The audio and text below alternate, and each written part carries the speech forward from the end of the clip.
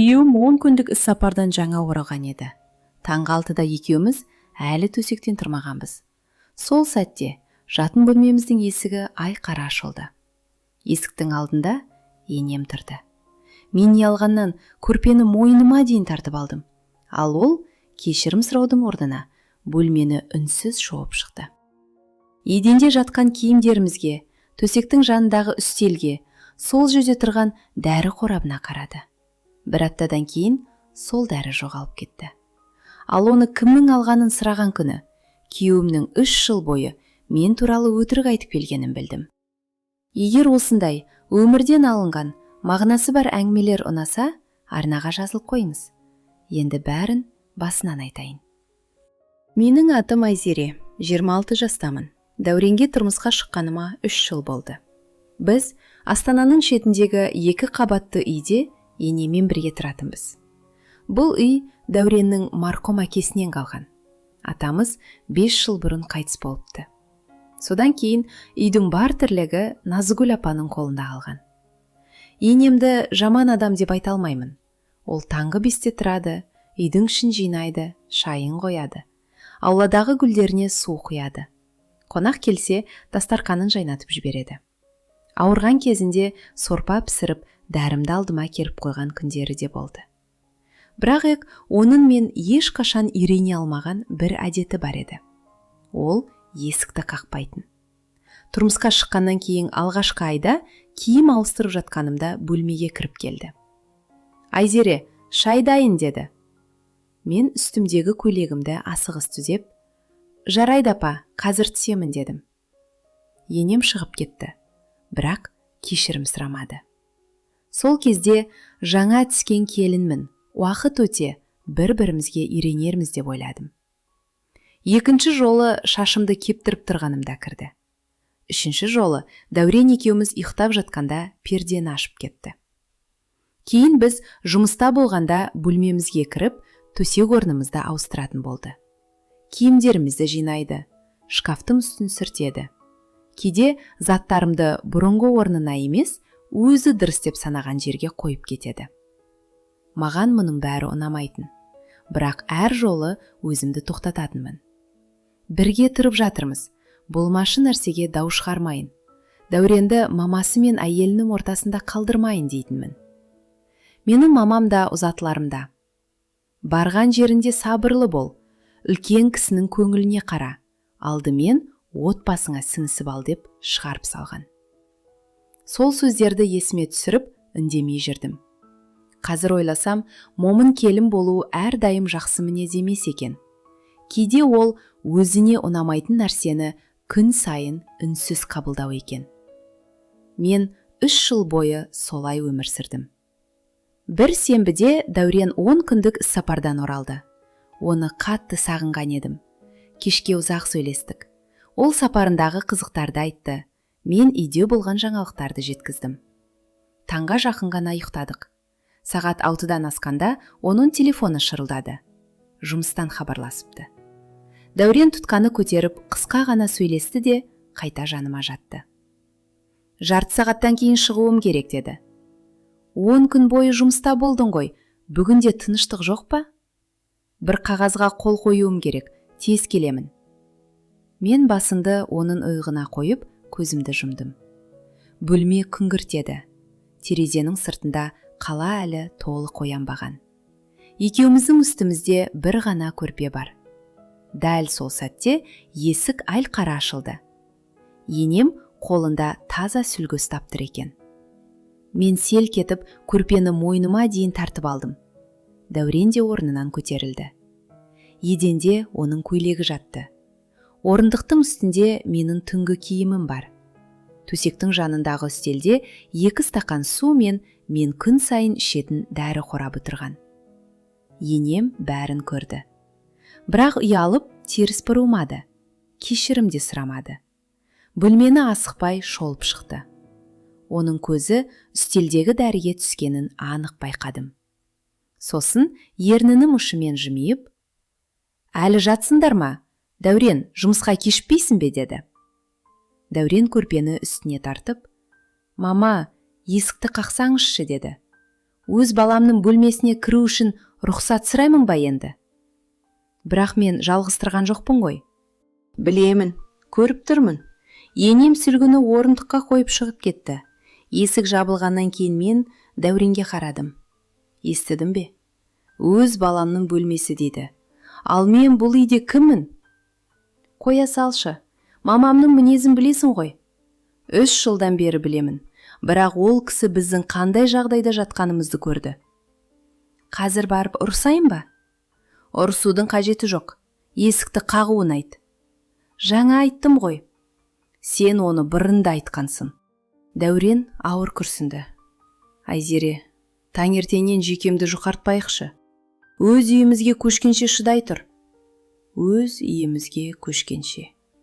Ол осы сөзді 3 жыл бойы айтатын, бірақ пәтерге деп жинаған ақшамыздың бір бөлігі көлік жөндеуге кетті. Бір бөлігі Дәуреннің досымен бастаған кәсібіне жұмсалды. Кейін тойға, туыстарға, басқа да шығындарға кетті. Көшетін күніміз үнемі кейінге шегеріле беретін. Ал шыдауы тиіс адам үнемі мен болатынмын. 3 күннен кейін жұмыстан шаршап келіп бөлмеге кірдім. Шкафты ашқанда киімдерімнің реті өзгергенін байқадым. Көйлектерім басқа жерге ілініпті, кір себеті бос тұр. Балконға шықсам бүкіл киімім жуылып, жіпке жайылған. Оның ішінде ішкі киімдерім де бар. Көрші үйдің терезесіне қарама қарсы ілініп тұр. Менің ашуым келді. Мәселе жуылған киімде емес еді. Кір себеті шкафтың ішінде тұратын.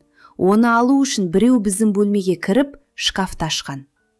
Ас үйге түстім. Енем көкөніс турап отыр екен. Апа, менің киімдерімді сіз жудыңыз ба? Иә, машина бос тұрды, кірін жиналып қалыпты.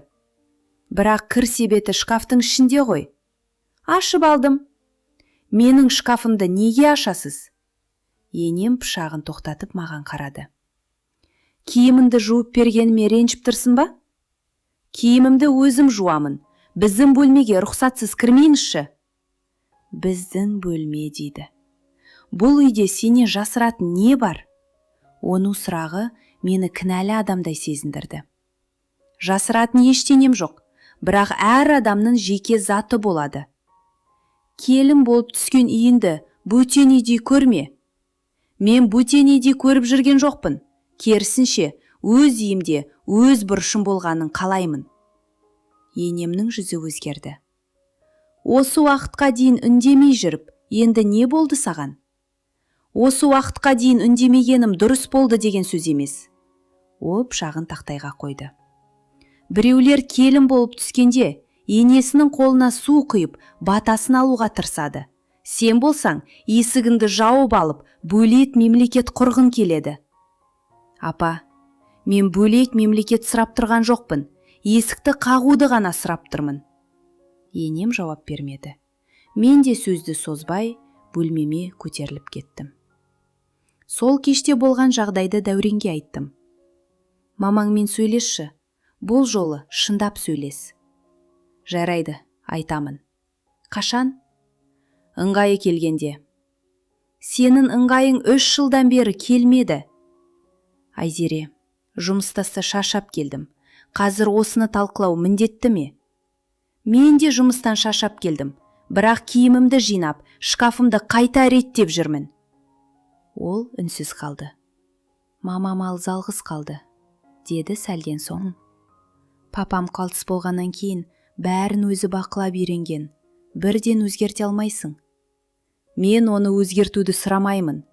Біздің бөлмеге кірерде қағуын сұраймын. Айтамын.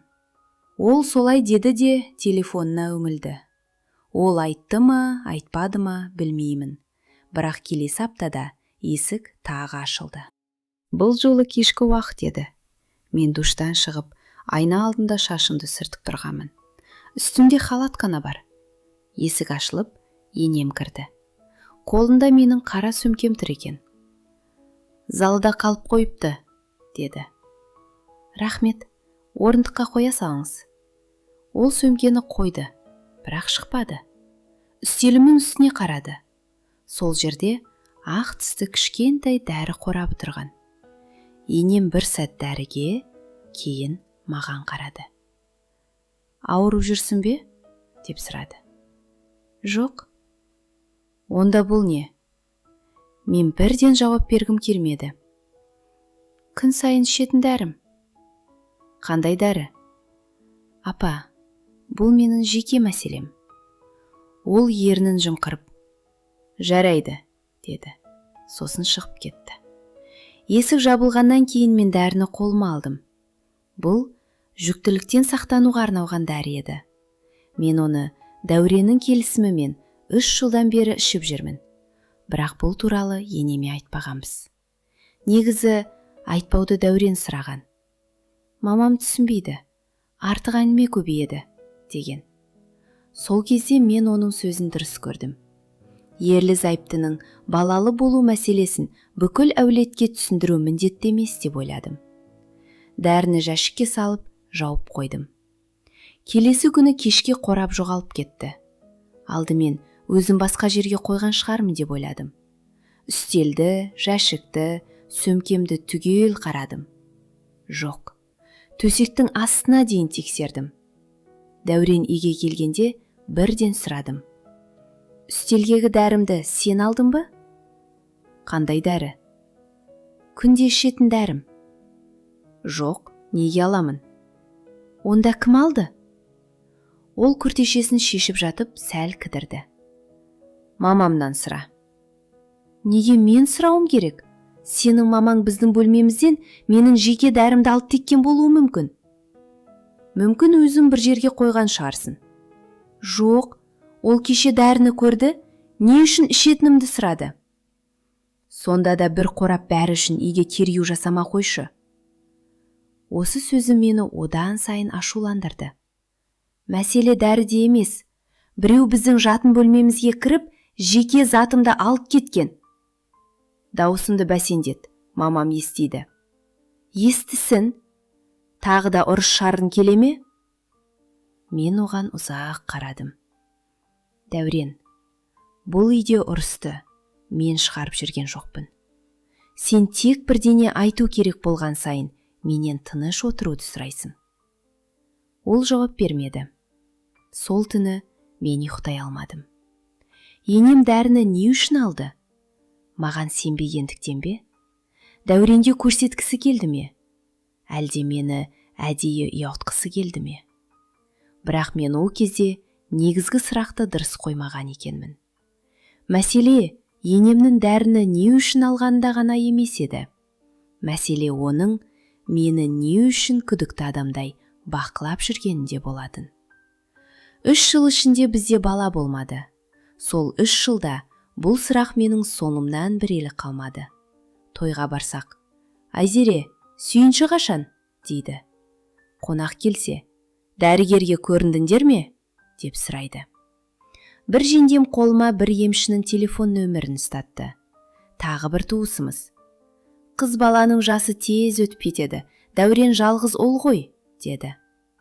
Олардың ешқайсысы бұл сұрақты Дәуренге қоймайтын. Бәрі маған қарайтын. Мен күлімсіреп, бұйырған күні болады деп қана жауап беретінмін. Ал шындық мүлде басқа еді. Баланы кейінге қалдыруды алғаш болып Дәурен ұсынған.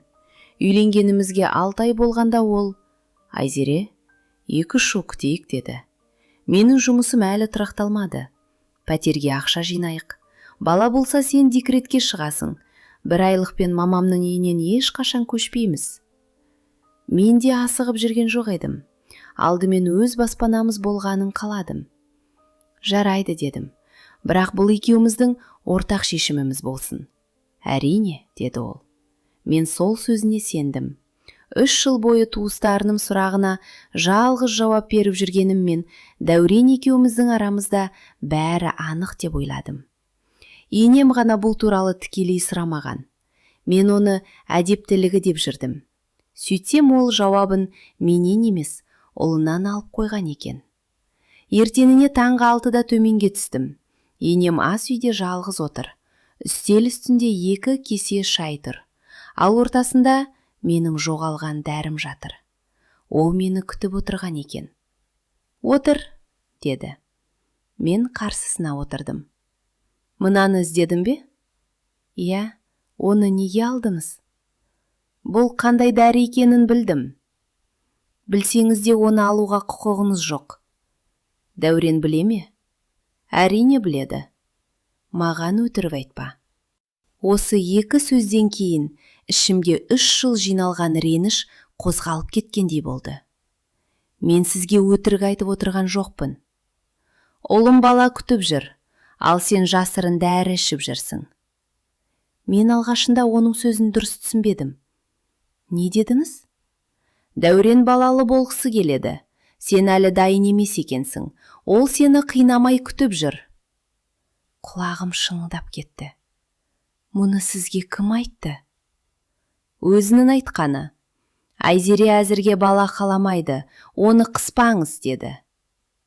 Мен енеме қарап отырып, не айтарымды білмедім. 3 жыл бойы туыстарының алдында неге жалғыз кінәлі болғаным сол сәтте түсінікті болды. Дәурен мамасына біз әлі дайын емеспіз демеген. Ол Айзере қаламайды деген. Өз шешімін менің мойныма артып қойған. Апа, дедім ақырын. Баланы кейінге қалдыруды Дәуреннің өзі ұсынды. Енем сенбегендей қарады. Не айтып тұрсың? Үйленгенімізге 6 ай болғанда өзі айтты. Алдымен пәтерге ақша жинайық деді. Мен кейін келістім. Жоқ. Бұл шындық. Ұлым маған неге өтірік айтады? Оны өзінен сұрайық. Енем біраз үнсіз отырды. Сосын телефонын алды. Қазір хабарласамын. Жұмыста шығағар. Бүгін жұмыста емес. Түнде маған таңертең досыммен көлік қарауға барамын деп жазды. Мен енеме қарадым. Маған Дәурен таңертең шұғыл жиналыс болады деген. Сол сәтте оның бір өтірігінің артынан екіншісі көрінді. Енем телефонды дауыс зорайтқышқа қойып, ұлына қоңырау шалды. Дәурен 3-ші қоңырауда көтерді. Я, мама, қайдасың? Жұмыстамын. Енем маған қарады. Қандай жұмыстасың? Жиналыс бар. Үйге кел. Не болды? 3 жыл бұрын басталған әңгіме бүгін бітеді. Үйге кел. Ол телефонды өшірді. Ас үйде екеуміз үнсіз қалдық. Енем алдына қарап отырды. Мен оның ашуланып отырғанын түсіндім. Бірақ бұл жолы ол маған емес, өз ұлына ашулы еді. Жарты сағаттан кейін Дәурен үйге кірді. Ол ас үйге келгенде үстел басында мен, енем және арамызда жатқан дәрі қорабы күтіп отырдық. Дәурен бәрін бірден түсінді. Мынау не? Деп сұрады енем. Ол қорапқа қарап, Айзеренің дәрісі, деді. Оның не үшін ішетін білесің бе? Білемін. Баланы кейінге қалдыруды кім ұсынды? Дәурен үндемеді. Жауап бер, дедім мен. Екеуміз келістік қой. Алдымен кім ұсынды? Ол маған қарады. Мен ұсындым, деді ақыры. Енемнің даусы бәсең шықты. Ал маған не дедің? Мама, маған 3 жыл бойы не дедің? Дәурен төмен қарады. Айзере әзірге бала қаламайды, дедім. Осы сөйлемді оның аузынан естігенде, менің бойымдағы соңғы үмітте үзілгендей болды. Неге? Дедім. Мамам күн сайын немере туралы айтатын. Егер өзім дайын емеспін десем, мені түсінбейтін еді. Сондықтан мені кінәлі қылдыңға? Мен сені кінәлі қылайын деген жоқпын. Бірақ қылдың. Туыстарың 3 жыл бойы мені дәрігерге жіберді. Емші ұсынды. Дәуренді күттірме деді. Сен соның бәрін көрдің. Бір ретте шындықты айтпадың. Ұрыс болмасын, дедім. Ұрыс болмады. Өйткені сенің орныңа мен үндемей жүрдім. Енем орнынан тұрды. Сен өзіңді қорғау үшін әйелінді алға салып қойыпсың, деді ол. Мен сені келінін қинамай жүрген жақсы күйеу деп ойладым. Сөйтсем, өз шешіміңді мойындауға қаран едің. Мама, сіз бәрібір түсінбейтін едіңіз. Түсінбеуім мүмкін еді, ренжуім де мүмкін еді. Бірақ шындықты естуге құқым бар еді. Ал сен мені де, әйеліңді де алдадың. Дәурен үнсіз қалып сауды. Мен үстел үстіндегі дәріні қолыма алдым. Апа, сіз бұны не үшін алдыңыз? Енем маған бұрылды. Дәуреннің сөзіне сендім. Сен одан жасырып бәрі ішіп жүр деп ойладым. Қорапты соған көрсеткім келді. Сол үшін бөлмемізді іздедіңіз бе? Ол көзін төмен түсірді. Иә. Шкафымды да сол үшін аштыңыз ба? Дәріні бұрында көргемін, бірақ оның не екенін нақты білмедім. Ал таңға 6-да кіргеніңіз ше? Енем бірден жауап бермеді. Үстелдің үстінде сол қорапты көріп қалдым. Содан кейін күдігім күшейді. Барлығы орнына келгендей болды. Енемнің бөлмемізге қайта-қайта кіруі жай ғана әдет емес екен. Ол бір нәрсе іздеген. Өз ұлының өтірігін дәлелдейтін затты менен іздеген. Апа, сіз мені өтірікші көрдіңіз. Ал өтірікті басқа адам айтып жүрген. Ол ауыр күрсінді. Дұрыс айтасың. Сосын дәріні маған қарай сырғытты. Мұны алғаным үшін кешір. Сенің рұқсатыңсыз бөлмене кіргенім үшін де кешір. Менің күдігім болғаны заттарынды ақтаруға себеп емес. Мен оның кешірім сұрайтынын күтпеген едім. Бірақ бір ауыз кешірім 3 жылдық ренішті бірден өшіре алмады. Сіз неге менен тікелей сұрамадыңыз? Енем біраз ойланып отырды. Өйткені жауабынан қорықтым, деді. Содан кейін ол алғаш рет өзінің келін болған кезін айтты. Мен осы үйге 20 жасында келдім. Менің де енем болды. Ол кісі есік қақпайтын, киімісінді санайтын. Төркінімнен келген хаттар көпейтіғді ашып оқитын. Тіпті күйеуім екеуміз сөйлесіп отырсақ, есіктің сыртында тыңдайтын. Мен үнбейден сырдым.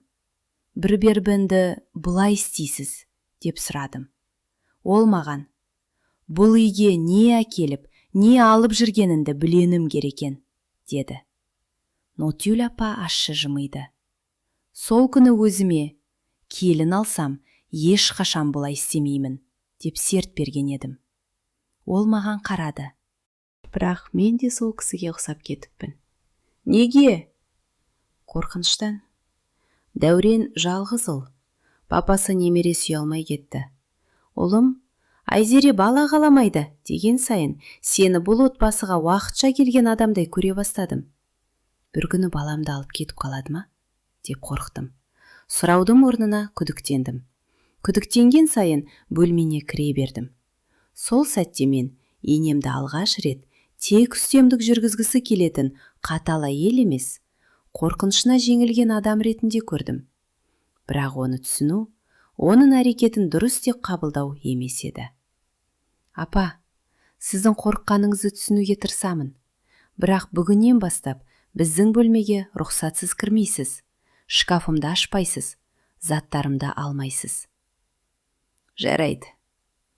Балалы болуымыз туралы да туыстардың алдында мені кінәлі етіп көрсетпейсіз. Жарайды. Сосын мен Дәуренге қарадым. Ал сен енді мамаңа да, маған да өтірік айтпайсың. Өз шешіміңді тағы да менің мойныма артсаң, мен бұл үйден жалғыз көшемін. Дәурен басын көтерді. Айзере, мен қалжыңдап отырған жоқпын. Сен мамаңның ренішінен қорқып, 3 жыл бойы мені қалқан еттің. Мен сені кешіре аламын. Бірақ алдымен сенімімді қайта қайтаруым керек. Ол ұзақ үнсіз отырды. Түсіндім, деді. Түсіну аз, ісіңмен көрсет. Сол кеште Дәурен бөлмеміздің есігіне іштен жабылатын ілгек орнатты. Қарапайым ғана темір ілгек, бірақ мен үшін оның мағынасы үлкен еді. 3 жылдан кейін алғаш рет жатын бөлмеміздің шекарасы пайда болды. Әрине, ертесіне бәрі өзгеріп кеткен жоқ. Енем алғашқы аптада 2 рет есікті қағуды ұмытты. Тұтқан ұстап барып тоқтайтын.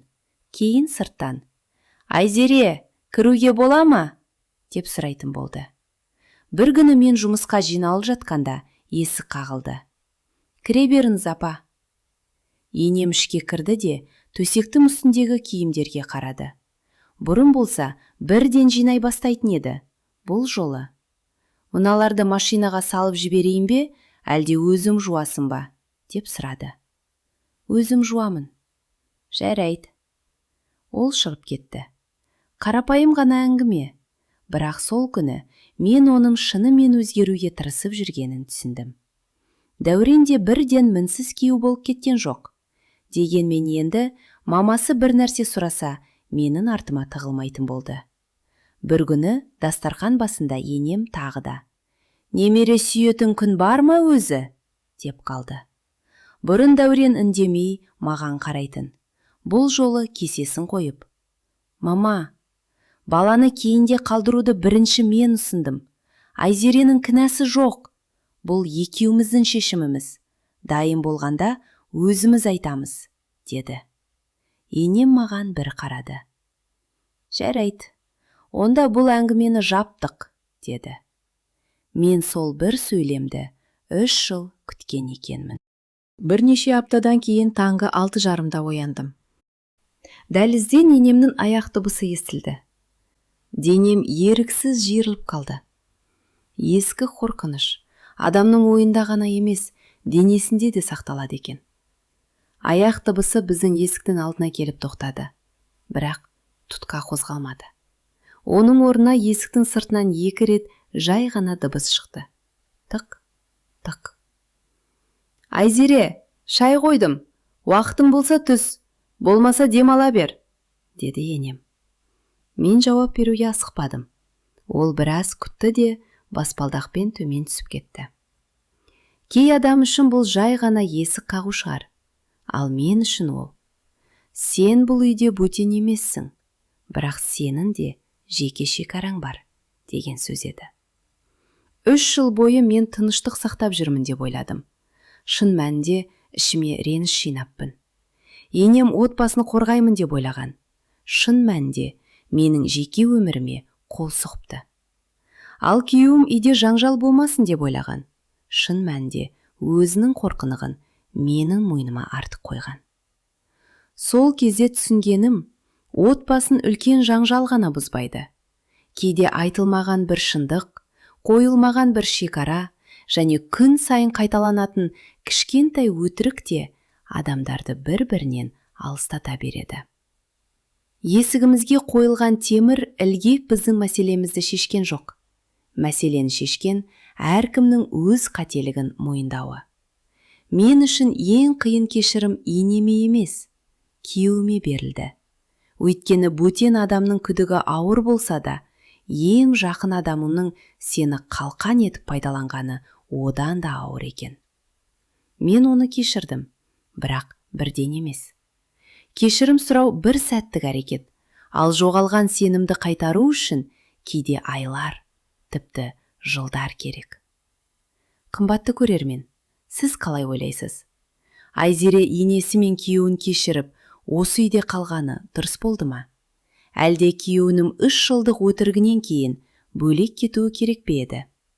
Сіз Айзеренің орнында болсаңыз, қандай шешім қабылдар едіңіз? Пікіріңізді міндетті түрде жазыңыз. Мен әр пікірді оқимын.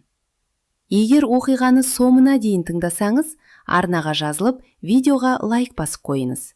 Сіздің бір жазылуыңыз бізге жаңа әрі қызықты өмірлік әңгімелерді жиі шығаруға үлкен қолдау.